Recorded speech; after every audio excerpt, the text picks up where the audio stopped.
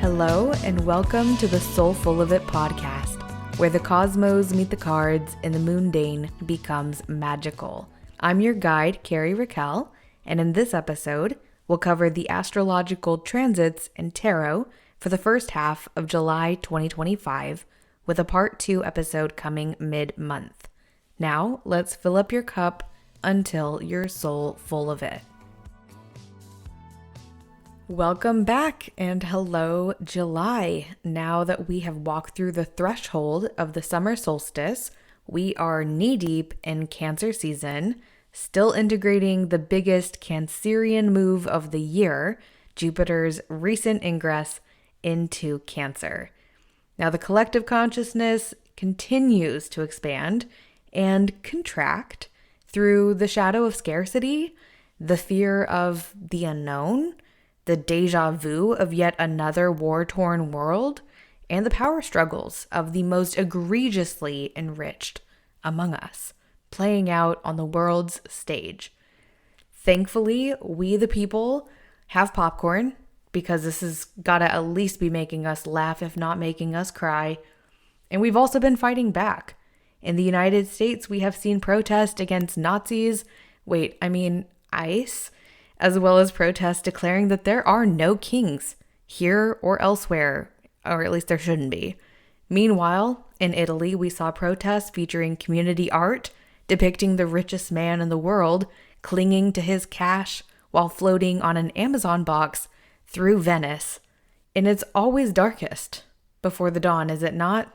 That's what they say, at least. And as the sun sets, we know that it will once again rise each morning to greet us, and we will rise as well.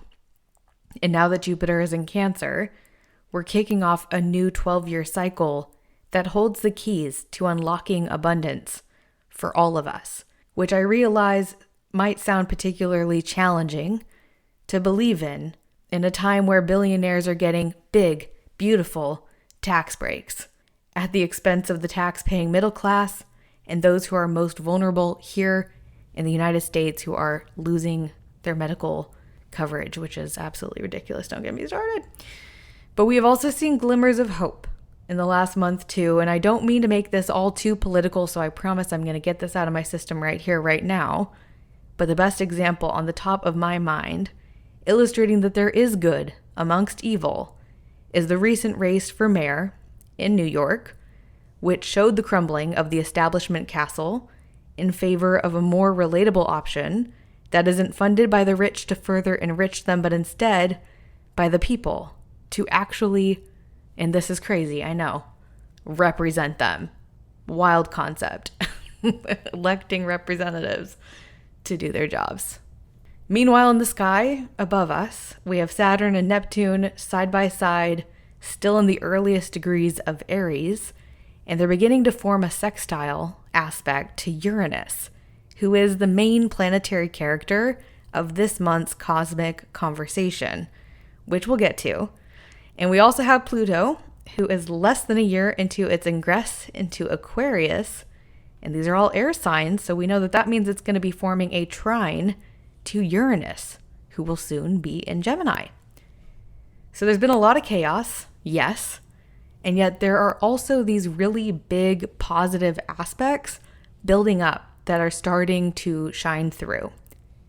Change is here, and it's arrived cloaked in the confusion and doubt that the media machine readily offers us, but we are the deciders of our fates.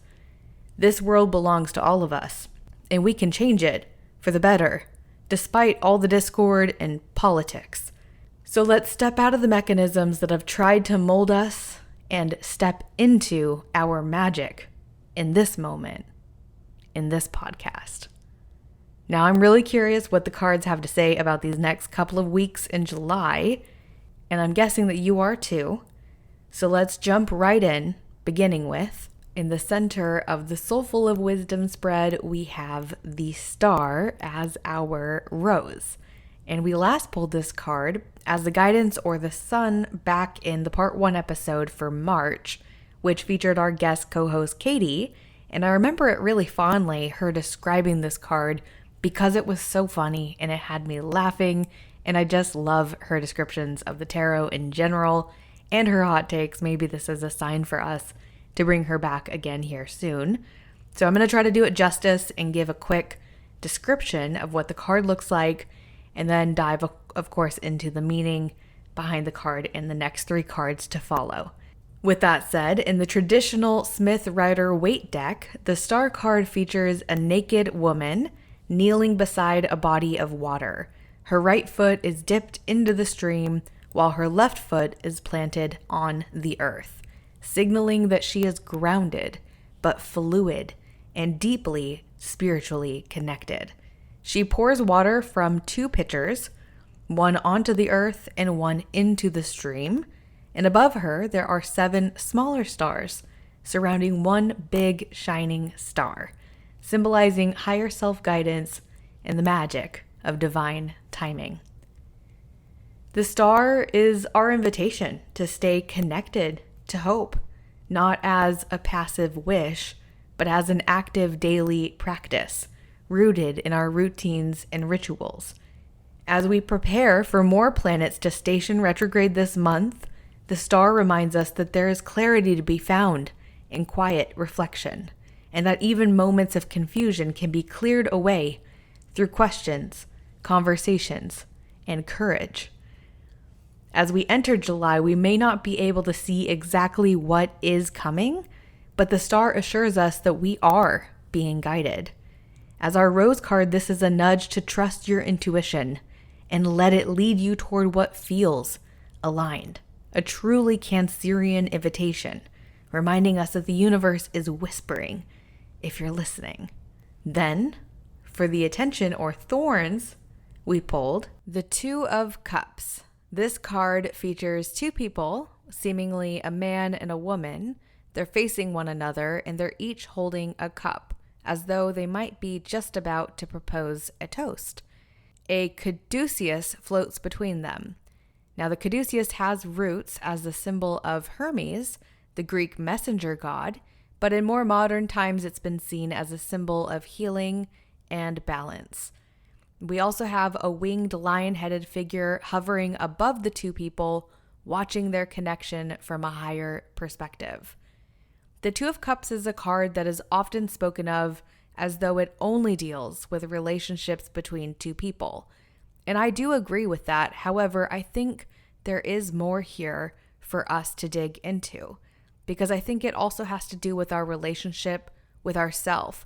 In particular, the mirroring that happens when we're with another person and how we tend to see ourselves in them instinctually, whether that's the thing we don't like about them and maybe it's actually the thing we don't like about ourselves, or the thing that we do like about them or that we love about them that we also love when we see it in ourselves.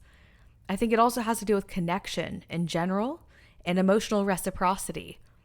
Now, in the Thorns position, it asks, where are you giving more than you're receiving? Where are you compromising?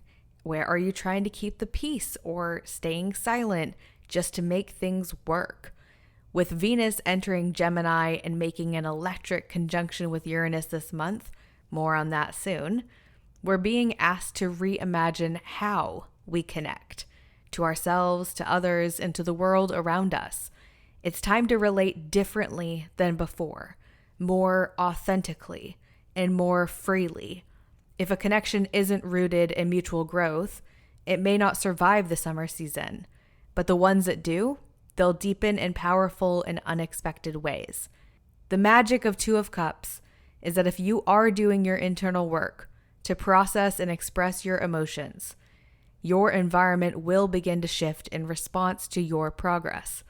And as a result, your relationships will follow suit and begin to change as well. Next up, we have, in the basis or root position, the 6 of Pentacles.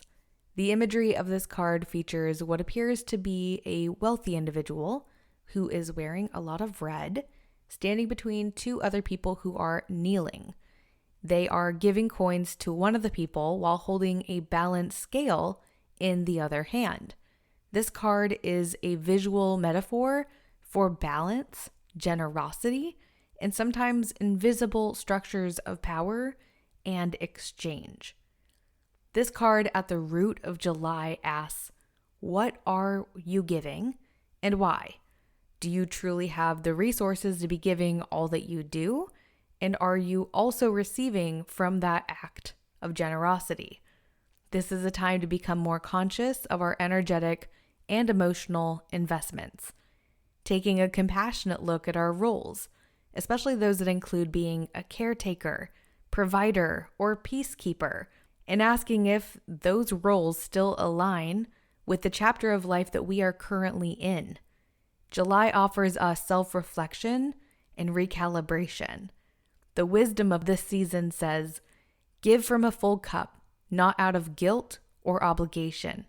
Receive with grace, not apology. And if the scales of balance feel off, then it's time to readjust. I also feel like thank you is a complete sentence, just like no is. And that's important medicine as well. Following that up, we have our final card, which is the King of Wands as our guidance or sun card. Now, the imagery of the King of Wands shows this man. He is confidently sitting on his throne. It is adorned with, I had to look this up, salamanders, which apparently is not a lizard. I learned something new today. And lions all over his throne. He is holding a flowering wand in one hand as he looks onward with a steady vision that burns brightly. He is a symbol of leadership, inspiration, and creativity in motion. This is not passive, this is active. We are dealing with a king here, which is ironic considering the No Kings protest. But I digress. Now, as our guiding light this July, the King of Wands is calling us to own our fire and blaze the trail forward, to lead not from ego, but from aligned vision. He is the reminder that confidence doesn't mean having all of the answers. It means trusting your instincts and acting from a place of integrity. With Uranus entering Gemini this month, we have an invitation to go our own way and do things differently. This is not about modeling our leadership on those who have come before us, but instead setting our own rhythms and shifting the paradigm beyond the patterns of the past into something that actually ignites inspiration and creates positive change.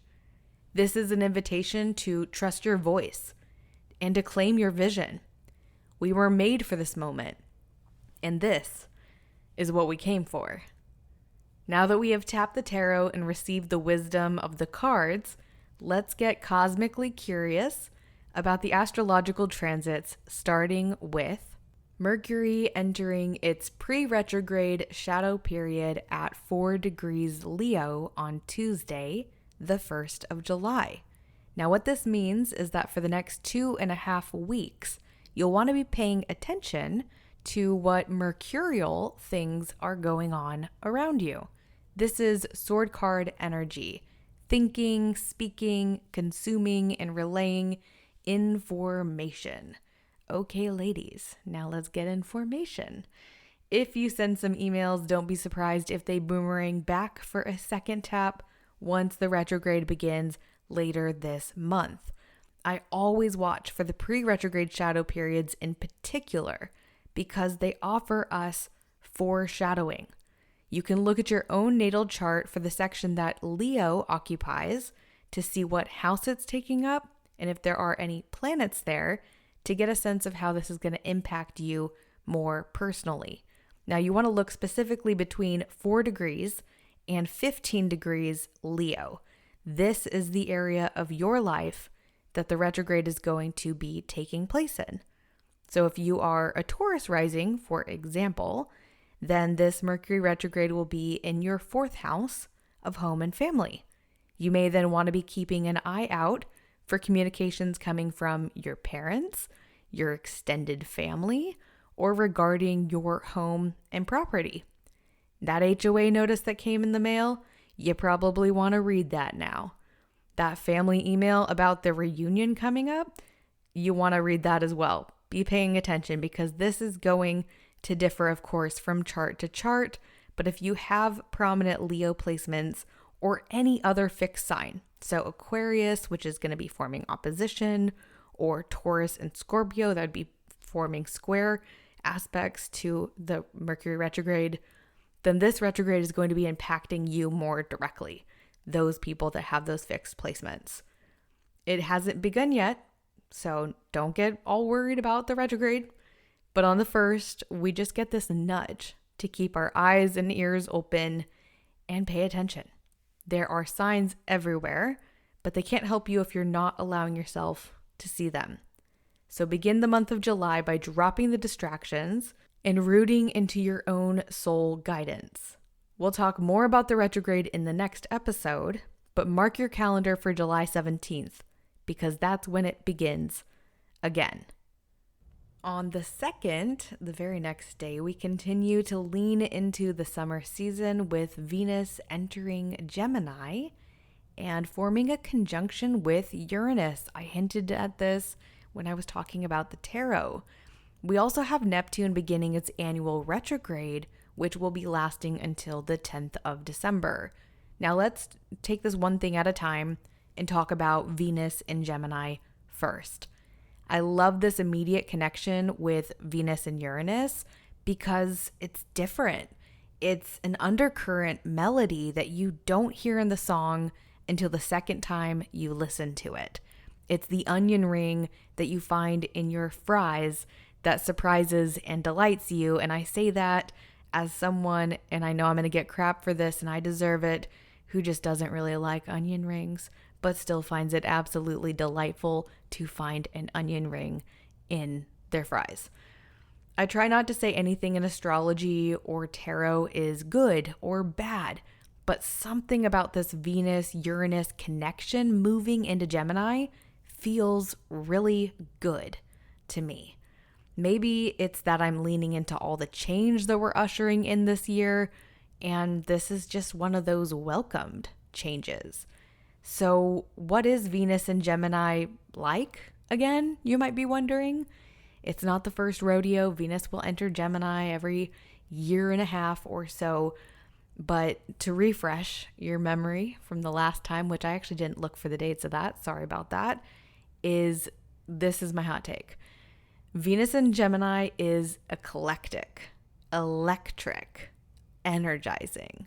Her love language is made of words that match actions, promises that are made and kept and followed through on.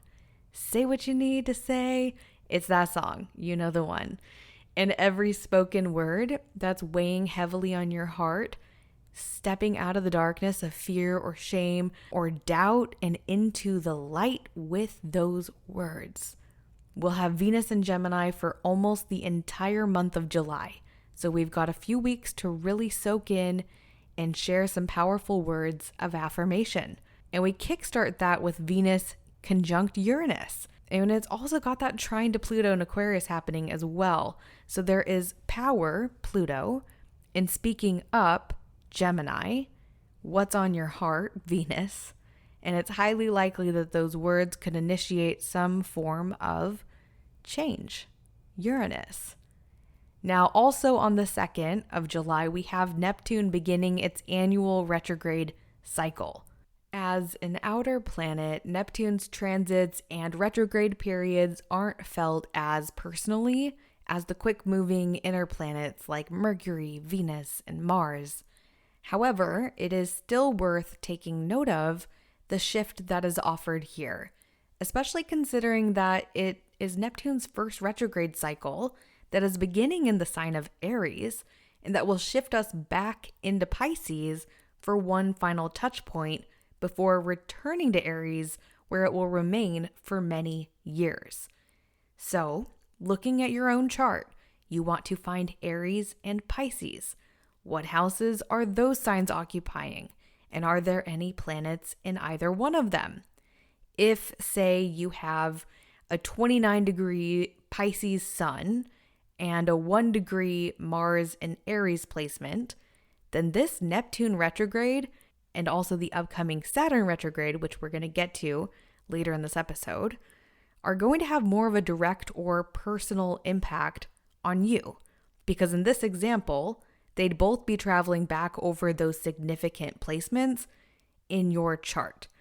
Now, if you're like me though, and you have no planets in Pisces late degrees or early Aries degrees, then it's going to be less noticeable.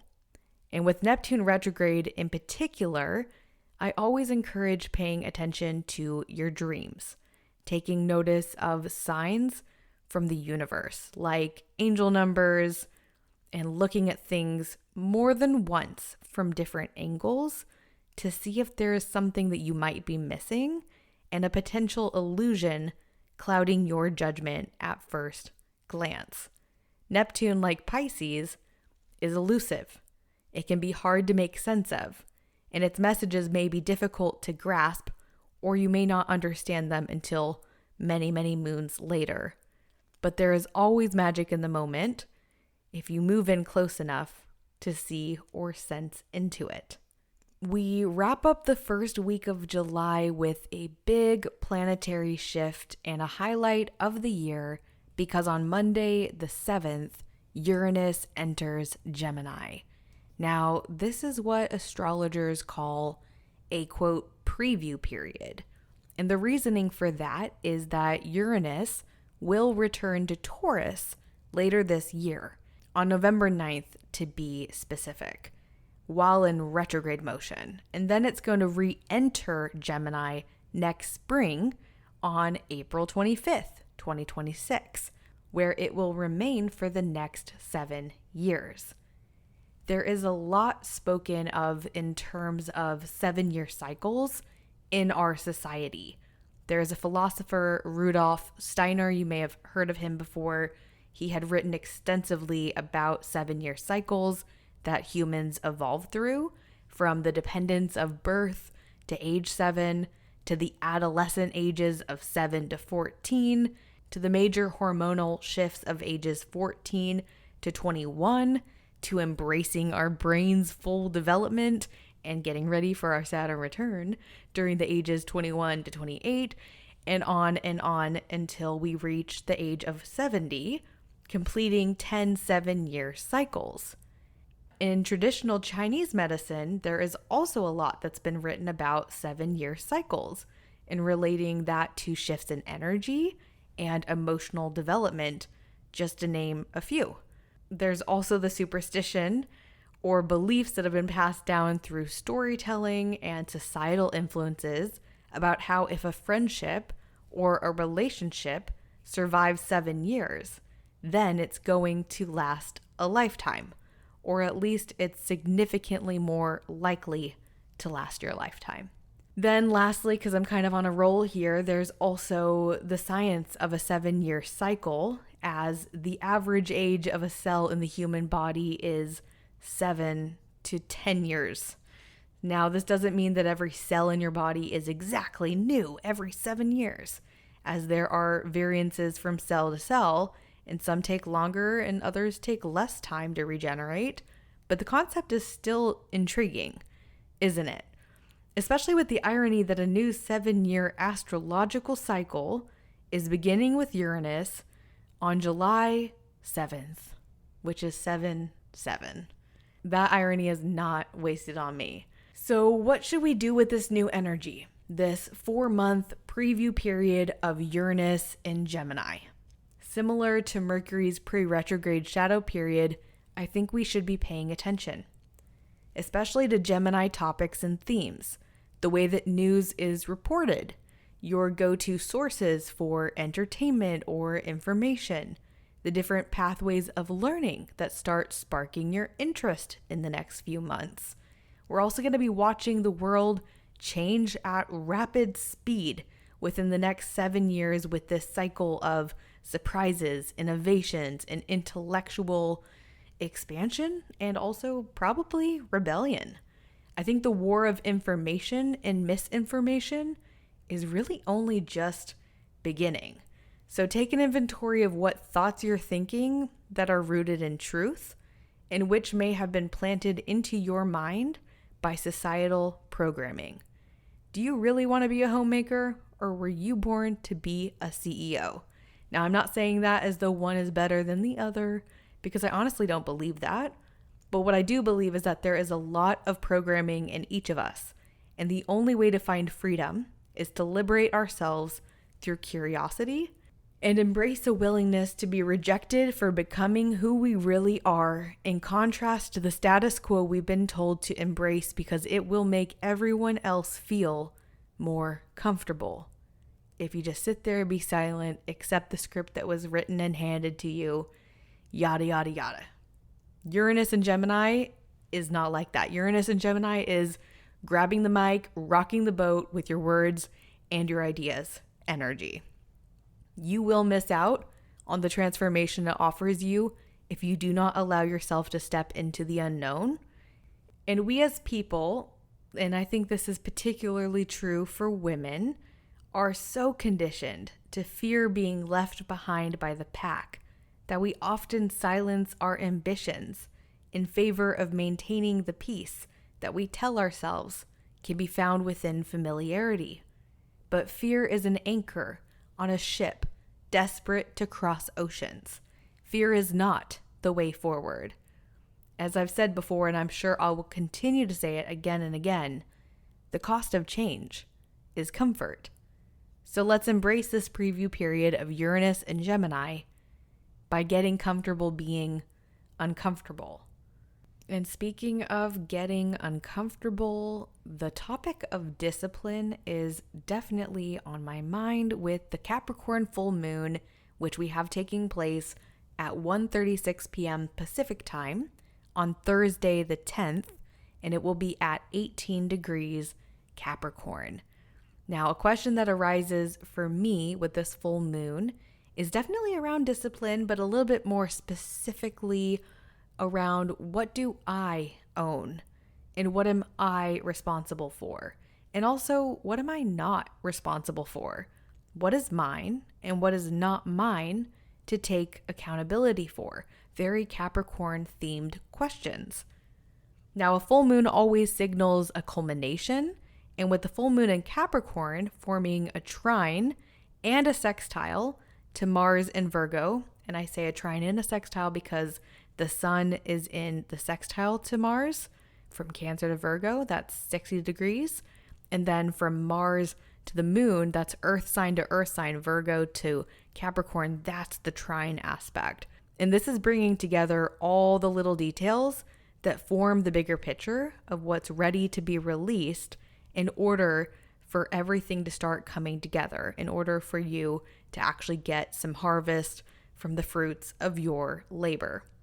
And this Mars energy is really helpful for making moves. It's, of course, Mars, and it's in Virgo. So it really wants to help us heal through the moves that we're making.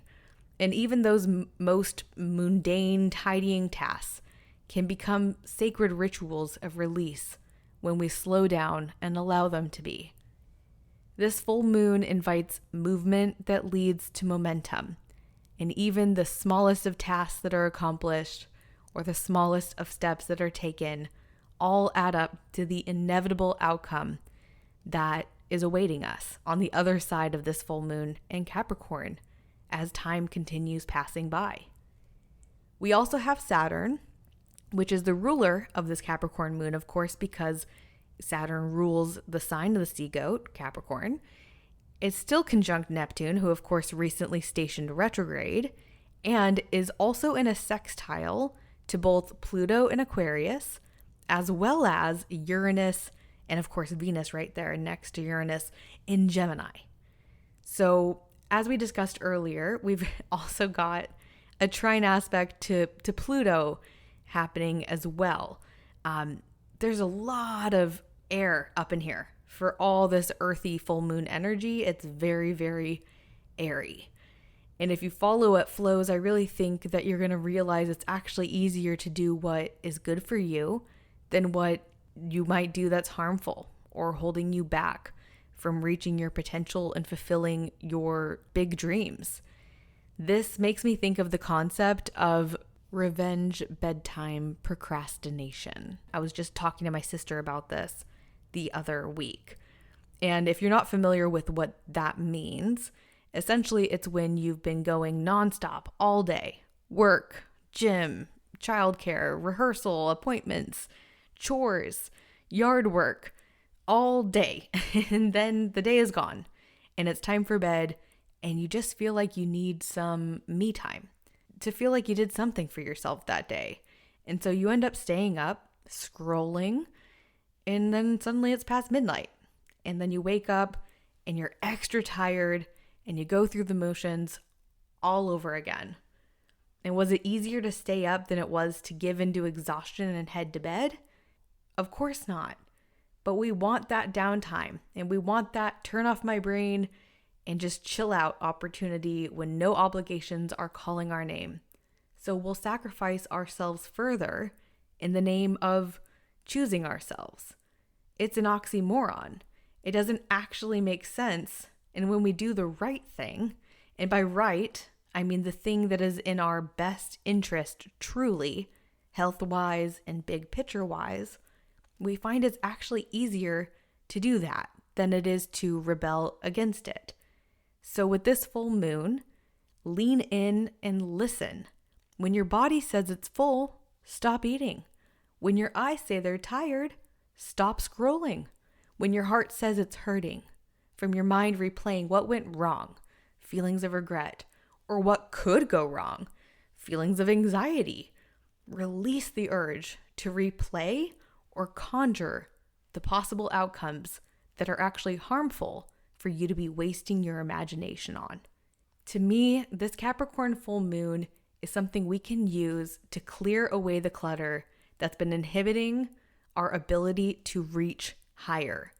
This Capricorn full moon wants to help us launch past potential and into action. This is making me think of a friend of mine who was dating a boy, and yeah, I'm going to call him a boy because that's what he is. And he had all the sweet words and absolutely none of the actions to make them real. And I'm using this as an example because it's so common. We say what we want to be, but we fall victim to the belief that time will take us there, while overlooking that effort is the real currency of change. If you say you want to be something, you've got to be willing to really look at yourself. That's your habits, your social circle, your efforts and actions, not just your hopes, dreams, or intentions. And ask yourself, what am I willing to do in order to get myself from here to there? People often say, I'd die for my children. I'd die for my lover. But the real question is, would you live for them? Would you live for you? Would you be willing to be uncomfortable for a season or a year or 5 years in order to build a sustainable comfort in the future? Are you willing to suspend instant gratification in favor of a lasting harvest, one that only comes as a result of your own hard work? Well, then if that's the case, as the great philosopher Britney Spears once said, you better work, bitch. And you can start that process by embracing this Capricorn full moon on the 10th, where you can get a little bit of clarity or a lot around what it is that is the roadblock between you and your potential becoming your reality. Then, just after that Capricorn full moon, following in Neptune's footsteps, we have Saturn beginning its annual retrograde on Saturday, also known as Saturn Day, the 12th of July. Similar to what we just touched on with Neptune, this retrograde isn't special in the sense that it does happen every year, just like all the other outer planets.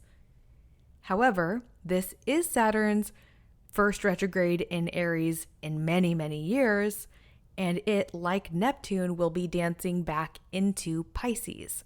So we have that same focus on those early degrees of Aries and those late degrees of Pisces being revisited. So what lessons have you yet to learn from Saturn in Pisces? That's kind of the question on my mind. Even though Saturn is again in Aries right now, it's at 1 degree, is going to be making its way back to Pisces. So I really think this is a great checkpoint moment to simmer on the obstacles that you've transformed into opportunities since March of 2023. That was when Saturn first entered Pisces, as well as any of the challenges that you have faced that you feel like have changed you or are actively changing you. This is particularly potent for folks who have Saturn in Pisces in their natal placement who have been navigating a Saturn return. But we're not there yet. Saturn is in Aries at this moment. And so just simmering on that with Saturn in Aries, I think the big question there that we'll be playing with throughout the 2-3 year cycle is, what are you fighting for? And is it worth fighting for? Whereas the Saturn and Pisces contrast is more so of, is the dream that you're dreaming worth pursuing, and does it have an ROI? Like, what's the return on the investment for you dreaming this dream? Saturn's retrograde cycle takes these types of questions to an internal place of introspection. So instead of looking for the answers and guidance to come from others, from outside of us, this retrograde cycle, like other outer planet retrogrades, are opportunities to find answers within ourselves. Because the truth is that the only person who can really solve the puzzle of your life is you. And Saturn's retrograde is an opportunity to do the internal work that's necessary in order to facilitate the external changes that you're being called to embrace and embody in this next best version of you. And with all of that said, we have officially reached the end of this episode. So thank you as always for listening in. I appreciate your time, and I hope this episode serves you in whatever way you most need. As we look towards the rest of July, let's remember to hold on to the hope with the star, embrace connecting with who we see in the mirror, as well as who we see as a mirror with the 2 of Cups, check in with our reciprocity and generosity with the 6 of Pentacles, and step forward boldly into the path that we pave for ourselves with the King of Wands. I'll catch you in the next episode mid-month, and until then, stay curious, stay grounded, and stay soulful of it.